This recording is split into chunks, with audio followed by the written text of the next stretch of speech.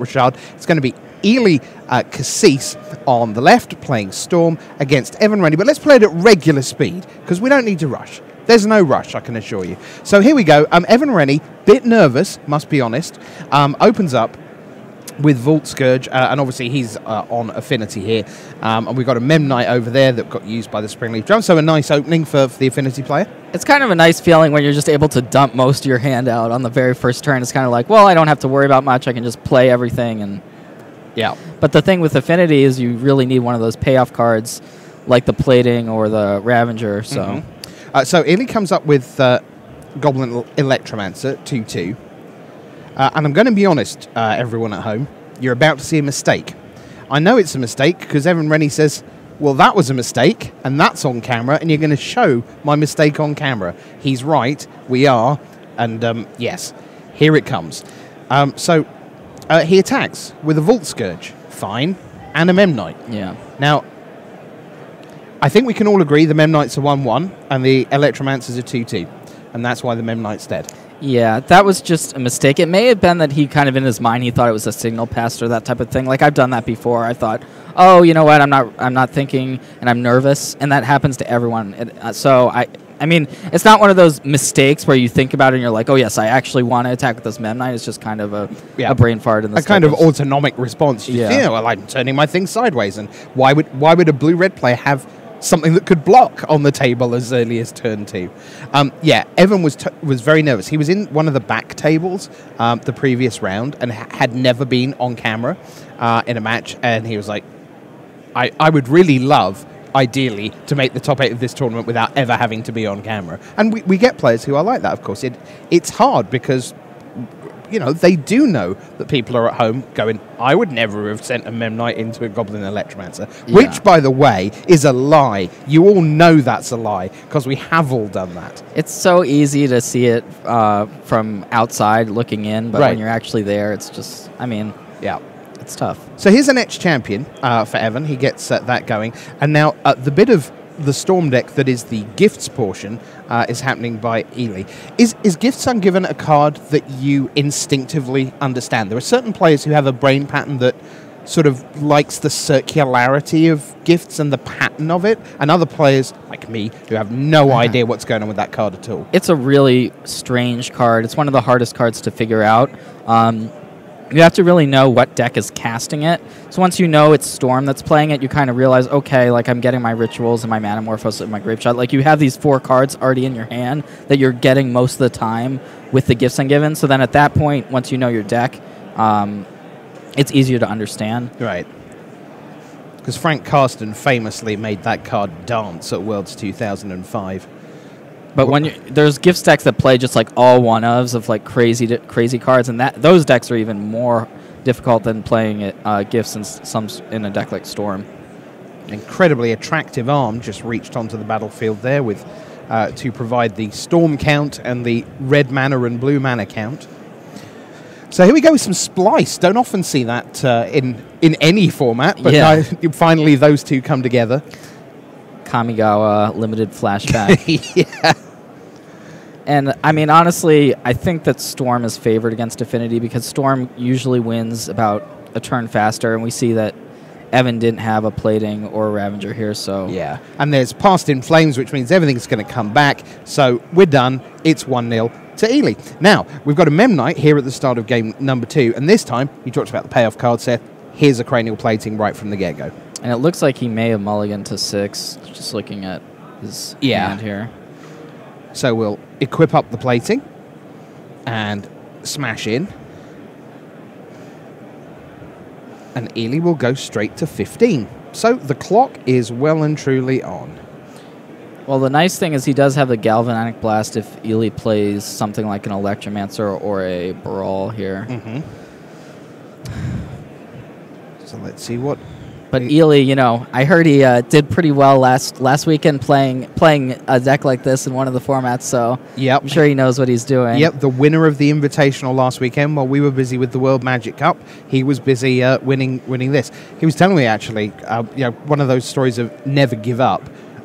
They he wasn't a feature match in the last round, and they didn't move his match into a camera match because the math was just about certain that they were playing for 9th. Yeah. And he ends up 8th through some utter weirdness of how everything panned out.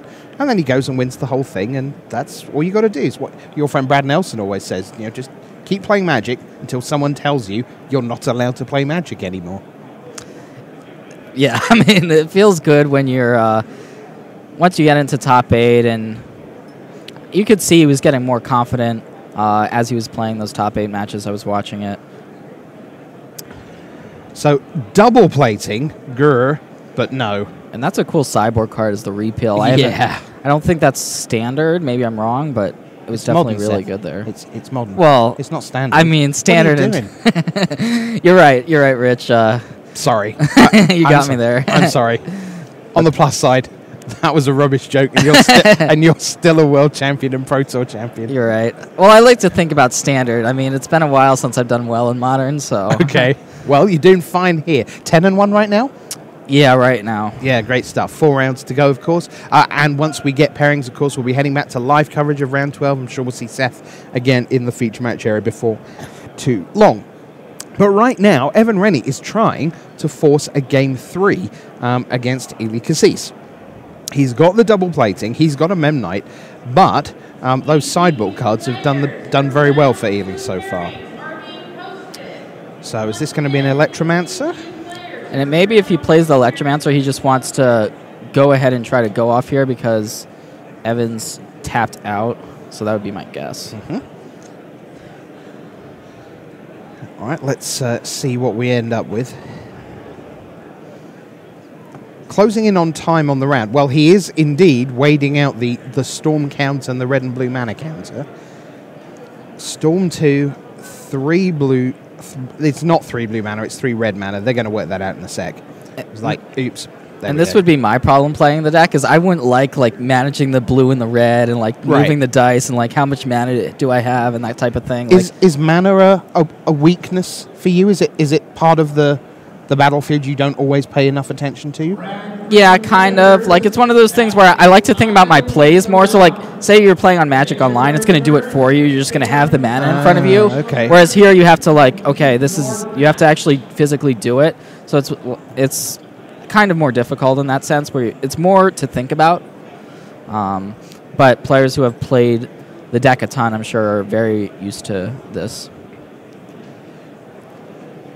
So gifts, off we go again. And there's a Past in Flames there, and Ritual, Conflagrate.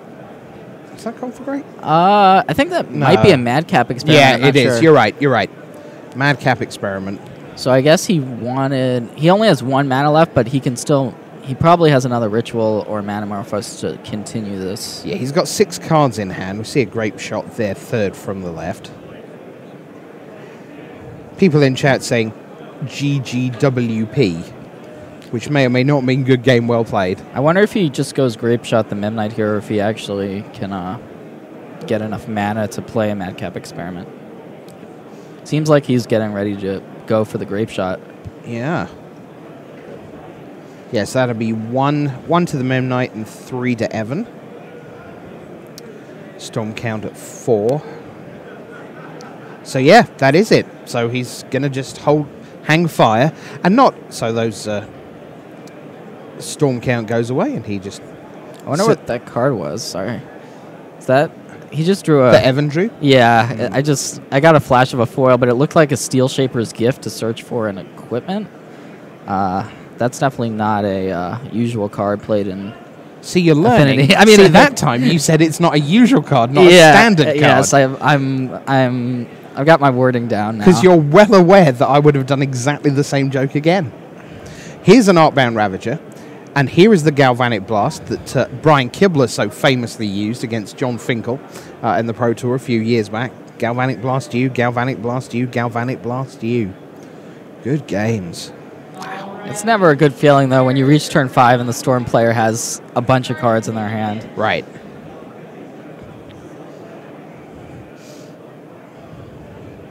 Mort459 says, lol, wow, it is actually Steel Shaper's Gift. Yep. Yeah, it's a good thing. I've been playing for a while, so otherwise, that card doesn't really see play in Constructed much.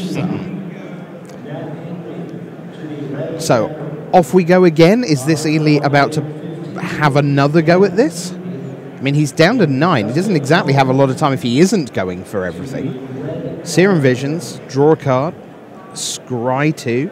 That's what he's doing right now. Looks like just checks his hand again. So I guess he could have just played the Madcap experiment there, but he's going instead for this play. So we'll see. He probably wants to try to win outright, but otherwise his backup plan would just be to Madcap experiment for Platinum Empyrean, and I'm not sure that Evan has any way to answer that. So Platinum Empyrean, it's a bit of a strange one, isn't it? Bit of an unusual card. I wonder if we are going to see it. Here's Manamorphose. Storm count of 2, blue and a red. Ely with 6 cards. Lays land. Yeah, it's one of those cards where it's like, all right, it's an 8/8 artifact, so you can just kill it, right? You can use an artifact removal spell or a creature removal spell and just get rid of it. So easy. Why would you focus your whole deck around that combo? But there's some decks in Modern that either don't have those removal spells for it, or they're sideboarding them out because they don't think you're going to have these creatures after sideboard. Like, all right, Storm doesn't. Why would I have a lot of removal against Storm besides answers to the 2-mana creatures? Something really, really pretty is happening here.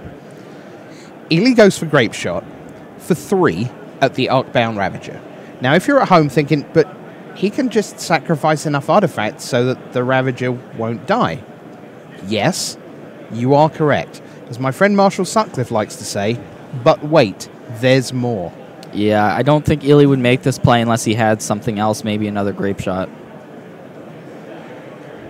Crack a land.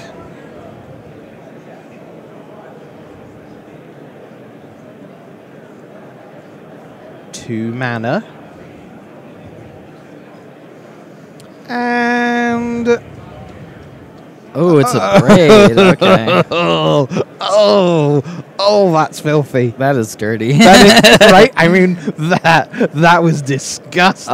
It's just the worst feeling when you're like, I'm playing Affinity, I'm going all in on my one creature, because that's what that deck does, right? Yep. You have to go make a big creature, and then when it actually leaves the battlefield, and I'm sure this match means way more to Evan than Ely. Ely's had a ton of success, and right. When you're super nervous, it means you're just not experienced in this type of pressure situation. Yep. But you still want to do really well.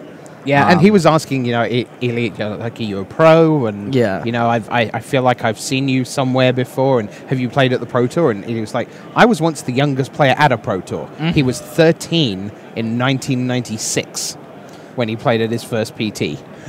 So yes. Now here's Madcap Experiment. You're going to get to see quite a lot of his deck, I can tell you here, as he piles through in search of an artifact. I've got a question from the chat for you, which I'll do once this gets resolved. But remind me, Seth, that someone in chat has a question for you. Okay, sure. Because Danny Memes, it was a good question, and I'll get it asked. But we'll finish this one off. And so we saw that when Ely was revealing his deck, we saw Sebion. So that's a card, draw 2, and you can put a card on the bottom, I think it is, or shuffle it in, I'm not sure. But basically, it's a way of, he's likely only playing one Platinum Empyrean, so it's a way that he can put that back in his deck if he actually naturally draws it. So that's pretty cool. Here's another Arcbound Ravager. And there's a Signal Pest with a Cranial Plating. And Ely says, yeah, sure, okay. Whatever.